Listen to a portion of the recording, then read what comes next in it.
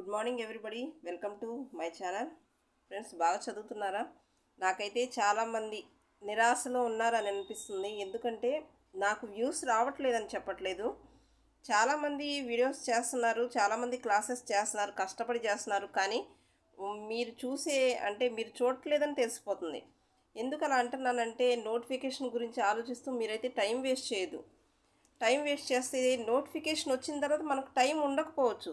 So ఉన్న టైంని use చేసుకోండి. దయచేసి అకాడమీ బుక్స్ బాగా ప్రిపేర్ అవ్వండి. ఒకవేళ అకాడమీ బుక్స్ లేకపోతే అకాడమీ బుక్స్ చూసి చెప్పేవాళ్ళు చాలామంది మంచి వీడియోస్ చేస్తున్నారు. వేరే వేరే టాపిక్ ఏమి చూడకుండా వీడియోస్ పిచ్చి పిచ్చి వీడియోస్ అవేం చూడకుండా కేవలం టాపిక్ మన డిఎస్సికి సంబంధించినవి మాత్రమే చూడటానికి ఫోన్ యూస్ చేయండి. అంతేగాని వేస్ట్ అంతా చూసి మన టైం వేస్ట్ చేసుకోవద్దు. ఫ్రెండ్స్, ఒకటి గుర్తుపెట్టుకోండి, నోటిఫికేషన్ వచ్చిన తర్వాత టైం ఉండకపోవచ్చు. చాలామంది చాలా రకాలుగా చెప్తున్నారు, నోటిఫికేషన్ ఇప్పుడు వస్తుంది అప్పుడు వస్తుందని. వచ్చేది ఎప్పుడో వస్తుంది, కానీ ఈలోపు మనం చదువుకుని ఉండాలి కదా. చదువుకుని ఉంటేనే మనకి మొత్తం క్లియర్ అవుతుంది. తర్వాత ప్రాక్టీస్ చేసుకోవచ్చు బిట్స్. సో ఈరోజైతే పౌర శాస్త్రం ఇంటర్మీడియట్ ఫస్ట్ ఇయర్, ఓకేనా. ఇంటర్మీడియట్ ఫస్ట్ ఇయర్ నుంచి 1-2 లెసన్స్ చేశాను. రాజ్యం, సమాజం, ఇవి అంటే రాజనీతి శాస్త్ర పరిధి, ప్రాముఖ్యత. నెక్స్ట్ వచ్చి రాజ్యం గురించి ఉంటుంది, సమాజం గురించి ఉంటుంది, సంఘం గురించి ఉంటుంది. నేనైతే 65 బిట్స్. మనకి ఇది జీకే పరంగా కూడా చాలా ఇంపార్టెంట్. ఎందుకంటే ఒక్కసారి ప్రీవియస్ మీరు బిట్స్ చూడండి. డిఎస్సి ఎగ్జామ్స్లో కంపల్సరీ మనకైతే బిట్స్ పడుతున్నాయి. సో ఇది లైట్గా తీసుకోమాకండి, మనకు వచ్చినట్టే ఉంటుంది, కానీ బిట్ అక్కడ చూసేపటికి మనం వేసేస్తాం. సో జాగ్రత్తగా ప్రిపేర్ అవ్వండి. ఒకసారి చదివిన వాళ్ళకి బిట్స్ అయితే ఈజీగా ఉంటుంది. రిపీటెడ్గా ప్రాక్టీస్ చేయడానికి చేస్తూ ఉంటే మనకు మైండ్లోకి వెళ్తాయి, ఓకేనా. ఇక్కడ చూడండి, 65 బిట్స్ అన్నాను కదా. ఇంటర్మీడియట్ టెక్స్ట్ బుక్ నుంచి, అకాడమీ నుంచి బిట్స్ అయితే చేస్తున్నాను. నిర్వచనాలు కూడా వదలలేదు. ఒకవేళ టెక్స్ట్ బుక్ లేని వాళ్ళకి యూజ్ అవుతుంది, ఉన్నవాళ్ళు లైన్ టు లైన్ చదివేసేయండి. ఓకే. రాజనీతి శాస్త్రం ఎక్కడ ఆవిర్భవించింది? రాజనీతి శాస్త్రం అనేది ఎక్కడ ఆవిర్భవించిందంటే గ్రీకు నగర రాజ్యాల్లో. మొదట గ్రీకు నగరాలు ఏవి? ఫస్ట్ ఉన్న గ్రీకు నగరాలు ఏవంటే Athens, Sparta, Corinth, Thebes, Macedonia, Milan. Okay. ఈ గ్రీకు నగరాలను నగర సమాజాలుగా అభివర్ణించింది ఎవరు? నగరాలని నగర సమాజాలుగా అభివర్ణించింది ఎవరు? ప్రొఫెసర్ కాల్టిన్. నగర నివాసితులను 3 రకాలుగా వర్గీకరించారు. ఎన్ని రకాలుగా అంటే 3 రకాలుగా వర్గీకరించారు. పౌరులని, ఇవి ఈజీగానే ఉంటాయి. నెక్స్ట్ మనకు తెలిసిందే, రాజనీతి శాస్త్ర పితామహుడు అరిస్టాటిల్. పాలిటిక్స్ అనే పదాన్ని మొట్టమొదట ఉపయోగించిన వారు ఎవరు ఉపయోగించారంటే అరిస్టాటిలే ఉపయోగించారు. అతని గ్రంథం ఏంటంటే పాలిటిక్స్. ఈ గ్రంథంలో పాలిటిక్స్ అనే పదాన్ని ఉపయోగించాడు. పాలిటిక్స్ అనే పదం ఏ లాటిన్ పదం నుంచి వచ్చింది? పోలీస్ అంటే నగర రాజ్యం అని అర్థం కదా. ఇక్కడ ఉంది నెక్స్ట్. పోలీస్ అంటే నగర రాజ్యం అని అర్థం. పొలిటికస్ అనే లాటిన్ పదాల నుంచి వచ్చింది. పోలీస్ అనే పదం పొలిటికస్ అనే లాటిన్ పదాల నుంచి వచ్చింది. పొలిటికస్ అంటే ఏంటి? నగర రాజ్యం అని అర్థం. అరిస్టాటిల్ ప్రకారం మానవుడు సంఘజీవి. సమాజం, రాజ్యం లేని ప్రాకృతిక వ్యవస్థలో వ్యక్తులు అనాగరికంగా, స్వార్థపూరితంగా వ్యవహరిస్తాడు అని చెప్పింది ఎవరంటే అరిస్టాటిల్. సమాజం, రాజ్యం లేని ప్రాకృతిక వ్యవస్థలో వ్యక్తులు అనాగరికంగా, స్వార్థపూరితంగా వ్యవహరిస్తాడు అని చెప్పింది అరిస్టాటిల్. రాజనీతి శాస్త్రానికి తగిన ప్రాచుర్యాన్ని కల్పించింది Harold J Laski. London School of Economics రాజనీతి శాస్త్రం ఒక ప్రముఖమైన విద్యా విషయక అంశంగా పేర్కొంది. ఏ సంవత్సరంలో అంటే 1895.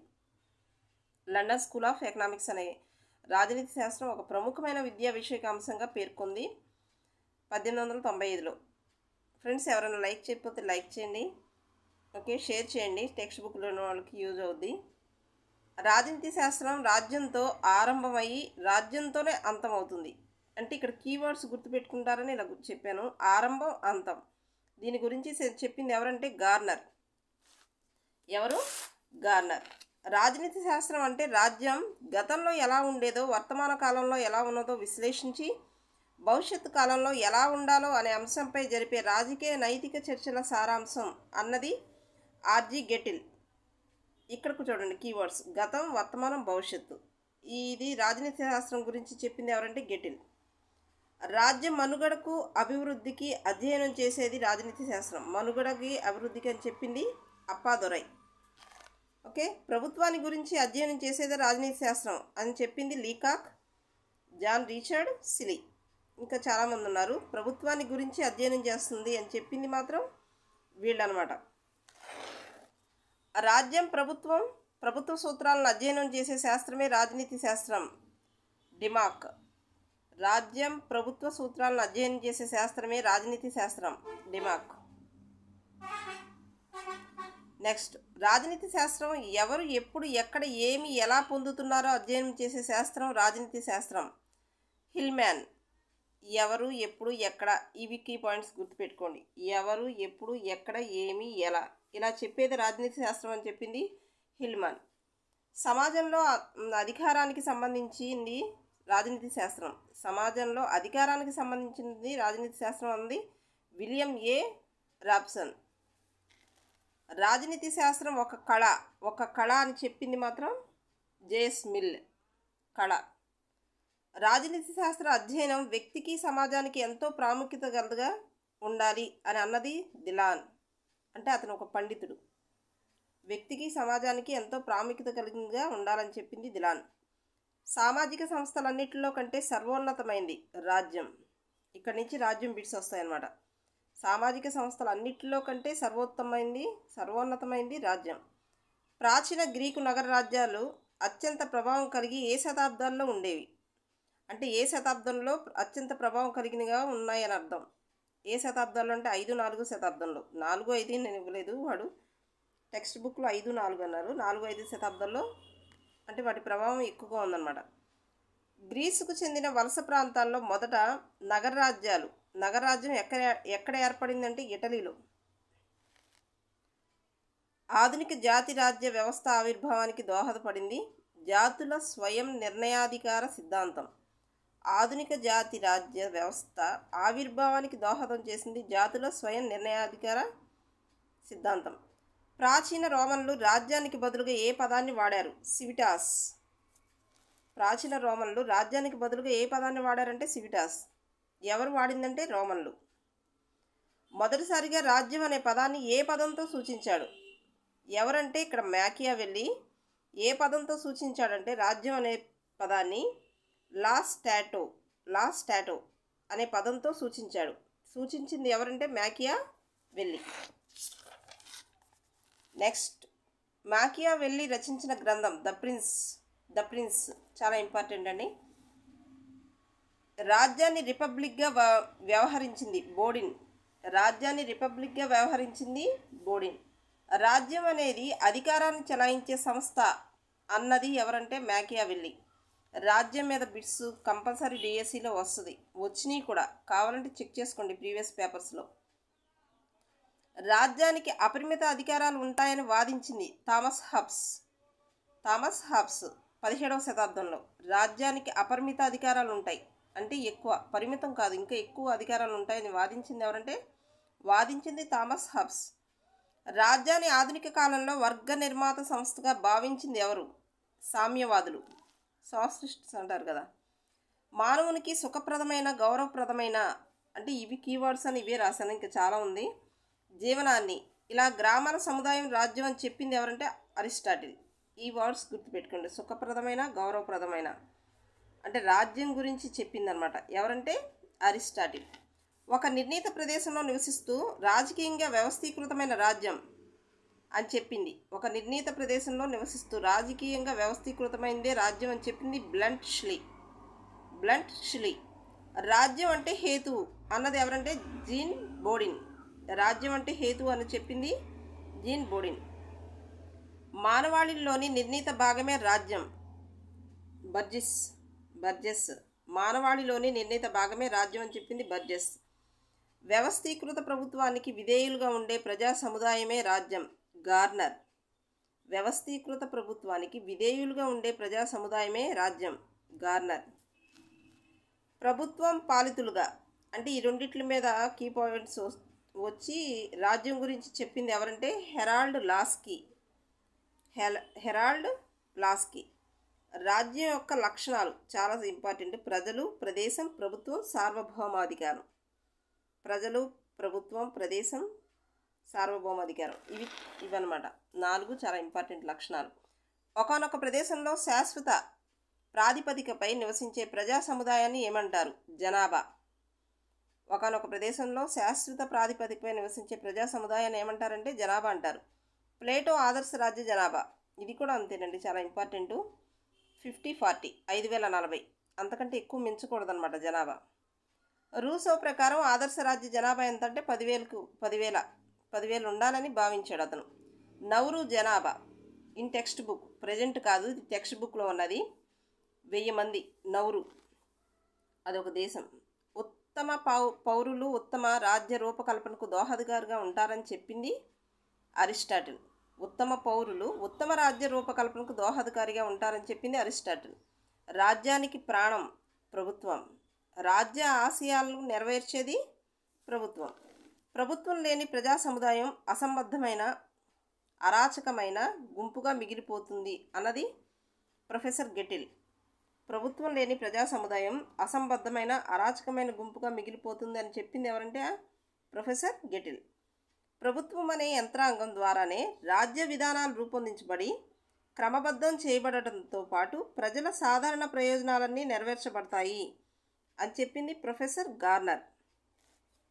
యంత్రాంగం, ప్రభుత్వం అనే యంత్రాంగం. ఇక్కడ ప్రభుత్వం లేని ప్రజా సముదాయం గురించి మాట్లాడుతున్నారు. ఇక్కడేమో ప్రభుత్వం అనే యంత్రాంగం ద్వారా ఇవన్నీ రూపొందుతాయని చెప్తున్నారు. ఎవరంటే గార్నర్.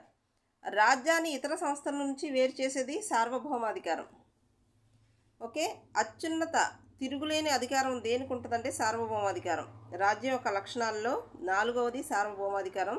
ఇది అత్యున్నతమైన అధికారం, తిరుగులేని అధికారం. ప్రజలను శాసించి నియంత్రించేది అంతర్గత సార్వభౌమాధికారం.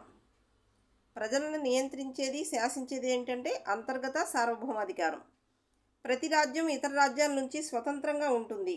ఇది బాహ్యపరమైన సార్వభౌమాధికారం. ఇక్కడ ప్రతి రాజ్యం ఇతర అని చెప్పారు కదా, ఇతర అంటే ఏంటి? బయట దాంతో సంబంధం ఉంది కాబట్టి బాహ్యపరమైన సార్వభౌమాధికారం.